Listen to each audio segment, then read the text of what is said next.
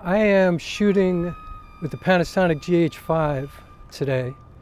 I have my Minolta 28mm f2.8 telesaur lens. It's a vintage lens, so it's looking through the camera at like 56mm. Although what's really interesting about micro four thirds and APS-C is that even though you double the focal length, the lens is still what it is. Like, it's still a 28mm lens, even though I'm getting a 56mm point of view. However, the interesting thing is that you don't get the kind of distortion or compression. Like, that's different, you know? Like, generally with a 56mm lens, my face would look different than it looks through a 28mm lens. But I'm getting the 28mm look of my face through a 56mm perspective through the camera. In other words, I'm getting longer reach, but I'm not getting the distortion that I would get from 56 or the compression. So it's kind of interesting. But I was thinking today about what camera is the best storytelling camera. You know, like, what is the absolute best storytelling camera? And I think I have the answer. Because my main camera is a Panasonic S5. And for me, the best storytelling camera so far has been the Panasonic S5. My Sony A6400 was a damn good storytelling camera too. And actually, my LG V40 smartphone was an incredible storytelling camera because it told the story of The Center of Distance, which was my first feature film. And so it did the job. But now that I've worked with some different cameras, and I don't have, unlimited experience working with, high-end like Arri Alexas and stuff like that. I haven't worked with Canon or Fujifilm. I've worked with Panasonic, Sony, and smartphones.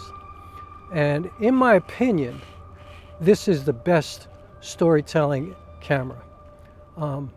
This is my opinion of what the best storytelling camera is.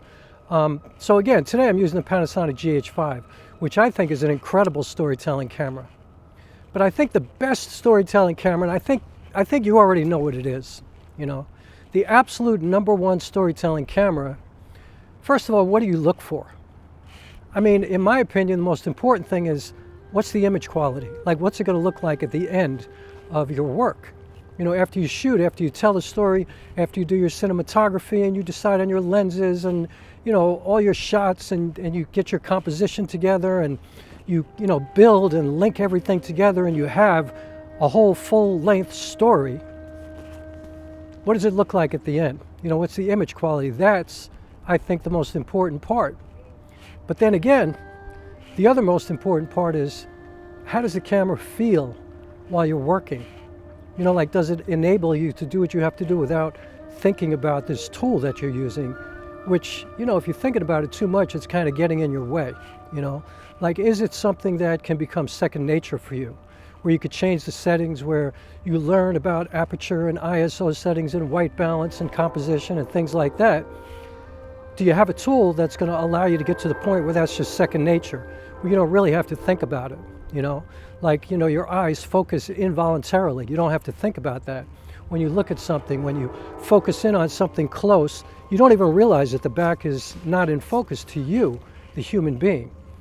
What camera enables you to do that best, to get closest to just the way a human being thinks and sees and feels? What camera does that best for you?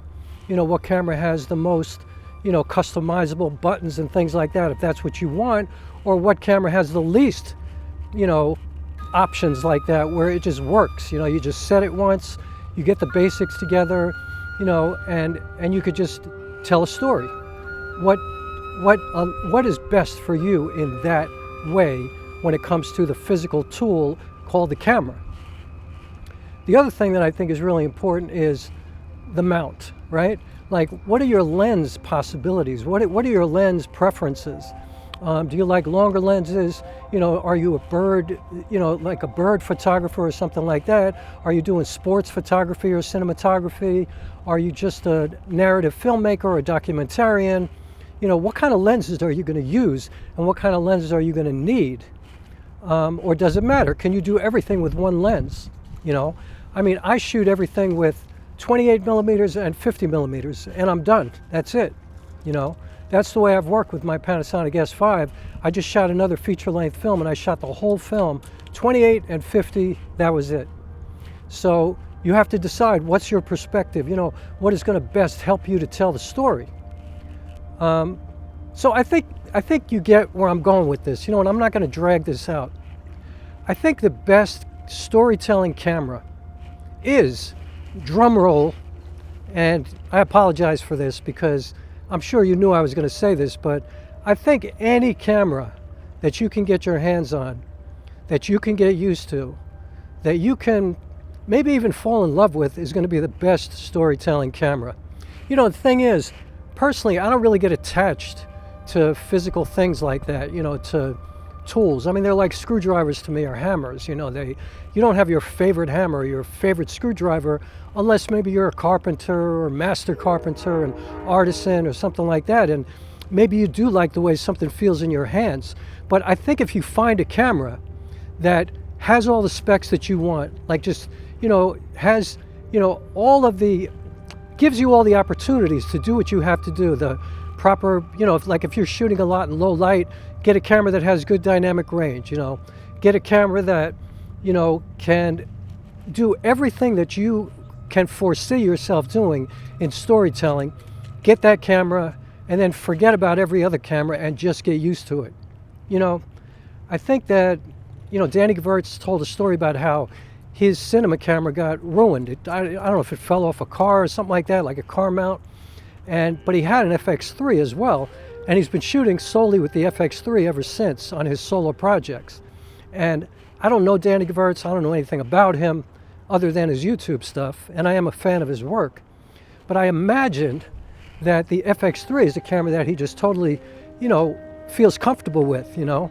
Like he's probably in love with that camera in a sense because he knows it. He knows what it's going to look like. He knows how to set shots up. He knows what certain lenses look like on that camera. He knows what the color grading process is going to be. Like, he knows it. It's not in his way. It's allowing him to tell stories.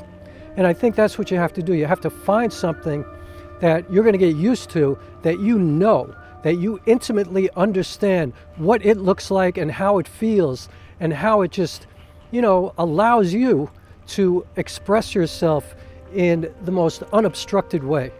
That's what you're looking for. So I think any professional camera, and, you know, basically any camera made in the last, like, I don't know, 10 years, you know, 8 to 10 years, like any Sony APSC camera, 6000 series, ZV-E10, A6600, obviously the new cameras, you know, any Panasonic camera, the GH5, the GH6, the GH4, any camera, any micro four thirds, full frame cameras. You know, in my case, I have the Panasonic S5, Canon, incredible, like Fuji, Nikon, like all of these systems have incredible machines to work with, you know, incredible tools.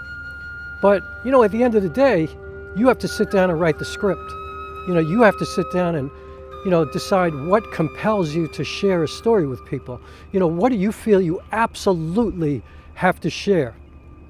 What is the thing that's going to get you to go to work and choose the lenses, choose the camera, you know, choose the things that you need, the lighting, you know, choose the color that you want to be the basic color of your film. You know, what does it look like? What does it feel like? You know, who is your, you know, what's your point? What's your point? The camera that best suits you, that feels the best, that's the size that you want. You know, I was looking at a Panasonic S1H for a while. But then I thought, you know, it might be a little bit too big for me because I'm always running around doing videos like this. Do I really want to carry that camera around? Panasonic S5 is a small camera to most people, but to me it was much bigger than the Sony A6400, so I like the way it feels. I like the way the GH5 feels. It's almost exactly the same size. So I know that I can tell stories equally as well with the GH5 or the S5. Now, this will probably be the last video that I shoot in a long time with the GH5 because I just got it as a backup to the S5. And the S5 for me is perfect for my storytelling because it's really, really useful in low light. And I shoot a lot in low light. And this camera is challenged in low light. Let's put it that way. It's still very, very useful and still workable. if I get my lighting together, and you know, as long as I keep my ISO at 400 and I have the right lenses, I can definitely make it work. But the S5 is better. And you know, the thing is, I've used the S5 for like 2 years now, and I'm used to it. I know where everything is. I have it set up for me. You know, I don't have to think about it, you know. I don't have to think about anything. I don't have to look at the menu system. I just know where everything is. I know what it's going to look like. I basically use two lenses, two prime lenses, 28 and 50. I know what they look like. You know, sometimes now I've been using the Helios 44-2, which is basically, it's a 58 millimeter, so it's really not that different than my 50. And so I'm basically mastering the Panasonic S5. But, you know, all it's doing is allowing me to tell the story that I want to tell. But it's not telling the story for me. It's not writing the story for me. It's not coming from my heart.